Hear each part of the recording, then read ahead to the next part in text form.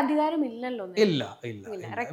വിന്നറിന് 2 പേർക്ക് കൊടുക്കാം. ഇത് മറ്റേ കോണ്ടെക്സ്റ്റ് പോയല്ലേ, 50 ലക്ഷം രൂപയും അടുത്ത സീസണിലേക്ക് 2 പേരെ കയറ്റി. അങ്ങനെയൊന്നുമില്ല.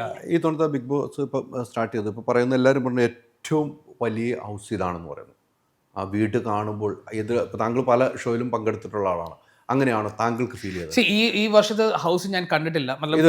ടിവിയിൽ കാണുന്നത് വ്യത്യാസമുണ്ടല്ലോ, നേരിട്ട് കാണുമ്പോൾ വ്യത്യാസമുണ്ട്. എനിക്ക് തോന്നുന്നു ഇത് മലയാളത്തിന്റെ സ്വന്തം, അതായത് വേണ്ടി പണിത ഒരു സെറ്റാണ്.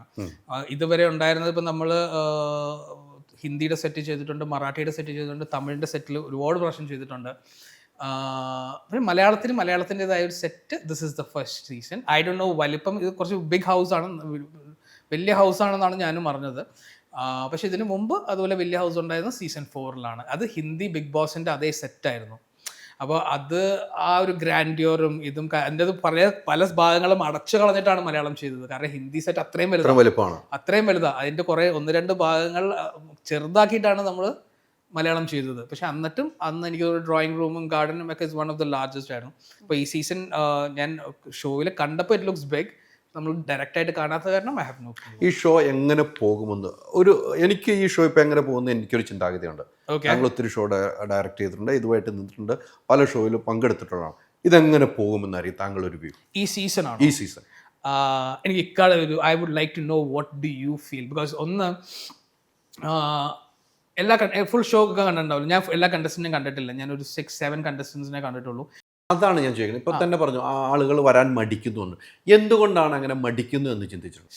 ഇപ്പം എൻ്റെ അടുത്ത് ഇപ്പം I'll tell you for example, ഒരു ആർട്ടിസ്റ്റ് എൻ്റെ അടുത്ത് പറഞ്ഞിട്ടുണ്ട്, എൻ്റെ അടുത്ത് നിന്നല്ല, ലൈക്ക് ഓഡീഷൻ്റെ സമയത്ത് പറഞ്ഞിട്ടുണ്ട്, ഞാൻ റിയൽ ലൈഫിൽ ഞാനല്ല, റിയൽ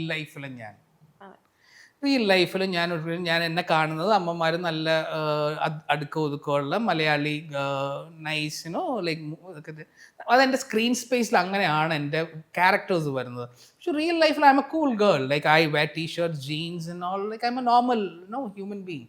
ചിലർക്ക് താല്പര്യം ഉണ്ടാവില്ല, and plus reality show like this, you know how. ഇപ്പം അറിയാമോ, ഒരു ഷോ വന്നു കഴിഞ്ഞാൽ എത്ര നെഗറ്റീവ് സാധനങ്ങൾ വരും അല്ലേ? എത്ര പോസിറ്റീവ് വരുന്നേക്കാൾ കൂടുതൽ ചിലപ്പോൾ നെഗറ്റീവ് ആയിരിക്കും. പുറത്ത് വന്നൊക്കെ പോസിറ്റീവായിട്ട് മാറും. So in the when, because നമ്മളെങ്ങനെ എടുക്കുന്നു എന്നനുസരിച്ചിട്ടിരിക്കും. പക്ഷേ ലോട്ട് ഓഫ് പീപ്പിൾ ദെൻ ആ ഒരു ഹെസിറ്റേഷൻ ഉണ്ടാവും. മലയാളം ഷോ ആണല്ലോ. അപ്പോൾ ഈ തവണത്തെ ഇന്നലെ വന്ന കണ്ടസ്റ്റൻസിൽ മലയാളികളല്ലാത്ത നോൺ മലയാളീസ് ഫേസസ് ഉണ്ട്. I so this boy from Punjab എന്ന് തോന്നുന്നു. പഞ്ചാബാണ്, പക്ഷെ നെഗറ്റീവ് ആലപ്പുഴയാണ് ശരിക്കുമുള്ള സ്ഥലം.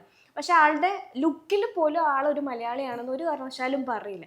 ഒരു മലയാളം ഷോയിലേക്ക് നമ്മൾ പലപ്പോഴും പറഞ്ഞു കേട്ടിട്ടുണ്ട്, ഷോയ്ക്കകത്ത് പറഞ്ഞിട്ടുണ്ട് മലയാളത്തിൽ സംസാരിക്കൂ എന്ന്. അങ്ങനെയുള്ള ഷോയിലേക്ക് ഒരു മലയാളി അല്ലാത്ത, മലയാളം എഴുതാനും വായിക്കാനും അറിയാത്ത ഒരാളെ കൊണ്ടുവരുമ്പോൾ പറയാനറിയോ ആൾക്ക് കുറച്ച് മലയാളം അറിയുള്ളൂ. അപ്പൊ അത് എന്തുകൊണ്ടായിരിക്കും നോൺ മലയാളിനെ കൊണ്ടുവരാൻ കാരണം? നോൺ മലയാളീസും പാർട്ട് ഓഫ് കേരള തന്നെയല്ലേ അല്ലേ? ഇപ്പോൾ നമ്മൾ ബോംബെയിൽ പോയി കഴിയുമ്പോൾ there is lot of kids, അവരുടെ മലയാളം നന്നാവണമെന്നില്ല, പക്ഷെ അവർ വർക്ക് നല്ലതാണ്, അവർ മലയാളികളാണ്. അവർ ഇപ്പോഴും ബോംബെയിലൊക്കെ മലയാളി സമാജവും കാര്യങ്ങളൊക്കെ ഉള്ളിടത്ത് പോകുന്നവരാണ്, ഓണം സെലിബ്രേറ്റ് ചെയ്യുന്നവരാണ്. പക്ഷെ മലയാളം അറിയില്ലായിരിക്കും, ചിലപ്പോൾ നാട്ടിൽ നിന്നിട്ടുണ്ടാവില്ലായിരിക്കാം. പക്ഷെ അവർ അപ്പോൾ എനിക്കവരെ Malayali, I understand this Malayalam speaking and all those things, അവർ ഇംപ്രൂവ് ചെയ്യാൻ നല്ല. അൾട്രാ മോഡേൺ കിച്ചൺ ഡിവൈസസ്, ഒരു കിച്ചണിൽ വേണ്ട എല്ലാ ലേറ്റസ്റ്റ് ബ്രാൻഡുകളും ഇവിടെയുണ്ട്.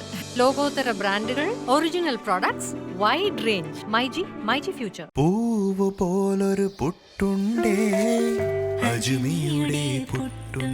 വിളമ്പാം നല്ല വിശേഷം. അജ്മി സ്റ്റീം മെയ്ഡ് പുട്ടുപൊടി.